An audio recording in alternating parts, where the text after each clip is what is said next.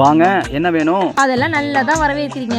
என் பொண்ணு இப்பதான் பேனா வாங்கிட்டு வந்தா. ஏன் கொஞ்சம் விலையை குறைச்சு கொடுத்தா என்ன? ஸ்டேஷனரி பொருள்லாம் பெருசா ரேட்டு குறைக்க முடியாதுங்க. ஃபேன்சி கிஃப்ட் வாங்கினா ரேட்டு குறைச்சு கொடுக்கலாம். ரேட்டு நீங்க குறைச்சு தரீங்களா? இப்ப நான் எப்படி குறைச்சு வாங்குறேன்னு பாருங்க. என்னங்க யோசிக்கிறீங்க? என்ன வேணும்னு சொல்லுங்க. என்ன வாங்கலாம்னு யோசிச்சேன். ஃபெஸ்டிவல்லாம் வருது. இயரிங் என்ன காட்டுங்க? இந்த பாக்ஸ்ல பாருங்க. வச்சு பார்க்கலாங்களா? பாருங்க. மிரர் இருந்தா தாங்களே. இந்தாங்க. ஓகே. இதுவும் ஓகே தான். ஓகே, இது எவ்வளோங்க வருது? அது 100 ரூபாங்க. 10% கழிச்சு 90 ரூபாய் கொடுங்க. என்னங்க 10% டிஸ்கவுண்ட்ங்கறீங்க? 20% டிஸ்கவுண்ட் கழிச்சிட்டு 80 ரூபாய் போட்டுக்கோங்க. 20%? இல்லங்க. இல்லன்னு சொல்லாதீங்க. கேரண்டி கவரிங் ஆரம் காட்டுங்க. ரேட் ரொம்ப குறைக்காதீங்க. இந்த ஆரம் பாருங்க. ஓகே, நான் இது எடுத்துக்கிறேன். எவ்வளோங்க இது? இந்த பீஸ் இருங்க, நீங்களே சொல்லாதீங்க. 5% 10% சொல்வீங்க. என்ன ரேட் வருது? 1000 ரூபா. 20% டிஸ்கவுண்ட் போக 800 ரூபா. இந்த தோடு ஒரு 80 ரூபா. 880 ரூபா வாங்கிக்கோங்க. மேடம், ஒரு நிமிஷம் இருங்க. நான் சொல்றத கேளுங்க. நீங்க ஒன்னும் சொல்ல வேணாம். 880 ரூபா இங்க இருக்குது.